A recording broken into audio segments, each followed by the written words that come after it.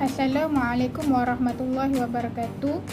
Nama saya Afiqah Zukrina binti Muhammad Asnan, nombor metrik 12125333. Assalamualaikum warahmatullahi wabarakatuh. Saya Muhammad Aizam bin Muhammad Zaini, nombor metrik 12125332. Kami akan membentangkan mengenai isu cerai luar mahkamah di bawah tajuk talak. Ikatan perkahwinan merupakan rahmat Allah kepada hamba-Nya. Ini telah digambarkan melalui surah Al-Baqarah ayat 187. A'udzubillahi minasyaitonirrajim. Hunna libasul lakum wa antum libasul lahun. Isteri kamu pakaian kamu, kamu pula pakaian mereka. Namun, isu cerai luar mahkamah sering kali berlaku dalam kalangan masyarakat pada masa kini. Oleh itu, Mahkamah Syariah telah mempunyai satu bidang kuasa yang dapat menentukan kesahihan sesuatu lafaz cerai. Ini berdasarkan Seksyen 45 Akta Undang-Undang Keluarga Islam Wilayah Persekutuan 1984. Talak ialah pembubaran akad nikah dengan lafaz cerai dan seumpamanya, seperti firman Allah Ta'ala. Allah Ta'ala, Ya ayyuhan nabiyyu idza talaqtumun nisaa fatalliquhunna li'iddatihinna wa hasul 'iddah. Sadaqallahul azim. Maksudnya, wahai Nabi, apabila kamu hendak menceraikan isteri-isterimu, maka ceraikanlah mereka pada masa mereka dapat memulakan iddahnya, dan hitunglah iddah itu dengan sempurna. Rukun talak ada 5. Yang pertama, suami. Yang kedua, lafaz yang digunakan, yakni sighah. Yang ketiga, diniatkan kepada siapa talak itu. Yang keempat, isteri. Yang kelima, talak itu dijatuhkan dengan kekuasaan suami.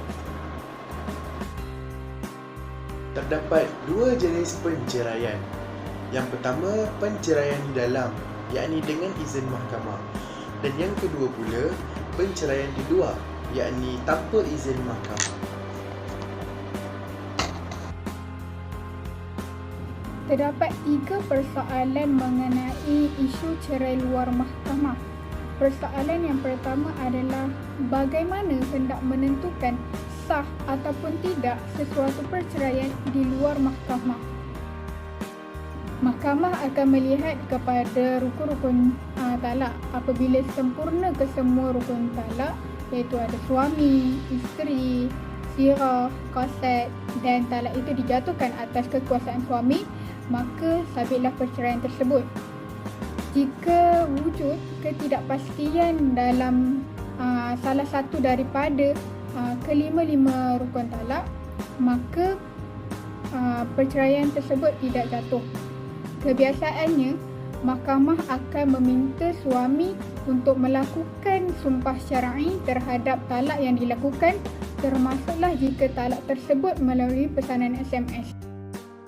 Jika telah sabit kepastian melalui lafaz sumpahnya, maka jatuhlah talak tersebut. Mengenai perceraian dalam keadaan marah, timbul perbezaan pendapat dalam kalangan ulama mengenai sama ada gugur ataupun tidak talak itu.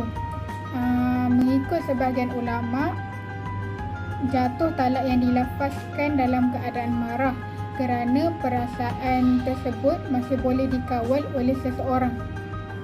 Orang yang dalam keadaan marah tidak termasuk dalam golongan orang yang terkeluar daripada beban taklif. Soalan kedua, apakah hukum talak ketika marah? Pendapat yang pertama, marah yang dapat dikawal perasaan dan fikiran sepenuhnya, hukumnya jatuh talak. Dan yang kedua, marah yang melampaui sampai tahap seolah-olah gila, iaitu tidak sedar diri dengan apa yang dikatakan. Jumhur ulama mengatakan tidak jatuh talak kerana dia seolah-olah tidak mempunyai akal. Dan yang ketiga pula, marah yang berada di antara tahap pertama dan tahap kedua.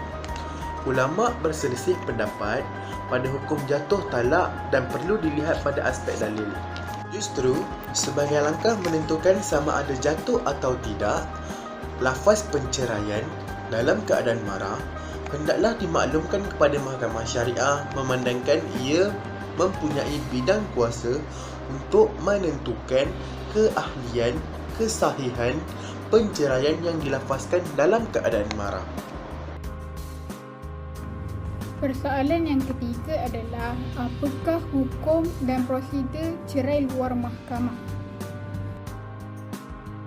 Perceraian haruslah dilakukan dengan cara yang berhemah dan menurut undang-undang sedia ada, iaitu dengan melafazkan talak dalam mahkamah syariah. Namun, terdapat kes yang telah berlaku antara suami dan isteri di luar mahkamah, iaitu perceraian tanpa izin. Pada hakikatnya, apabila seseorang suami itu berniat mahu menceraikan isterinya, dia tidak boleh menceraikan isterinya di luar mahkamah, melainkan dengan kebenaran hakim syar'i. Sekiranya lafaz cerai luar mahkamah oleh suami berlaku, maka suami itu telah melakukan satu kesalahan dan boleh dikenakan hukuman denda sebanyak RM3,000 atau dikenakan hukuman 2 tahun penjara atau kedua-duanya sekali berdasarkan Seksyen 125 Enakmen Keluarga Islam Perak tahun 2004 oleh mahkamah. Perceraian luar mahkamah oleh suami juga hendaklah dilaporkan kepada mahkamah secepat mungkin berdasarkan Seksyen 57 Enakmen Keluarga Islam Perak tahun 2004 untuk pengesahan lafaz cerai sama ada sah atau tidak lafaz tersebut.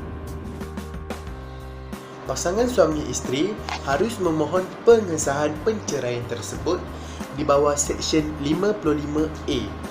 Seksyen tersebut memperuntukkan kepada mahkamah kuasa untuk mengesahkan dan mendaftarkan penceraian yang berlaku di luar mahkamah. Seterusnya, mahkamah akan membuat pengesahan penceraian terlebih dahulu dengan mengadakan siasatan bagi memastikan lafaz talak yang dilafazkan sah mengikut syarak. Kiranya mahkamah berpuas hati mengenai lafaz cerai tersebut, maka ia adalah tertakluk di bawah Seksyen 124 untuk membuat perintah membenarkan penceraian, merekodkan dan memberitahu kepada pendaftar. Kesimpulannya adalah menjadi tanggungjawab suami dan isteri untuk berlaku jujur di dalam perkara penceraian ini demi menghilangkan perkara syubhah yakni was-was yang melingkari ikatan pernikahan. Sekian, terima kasih. Syukran.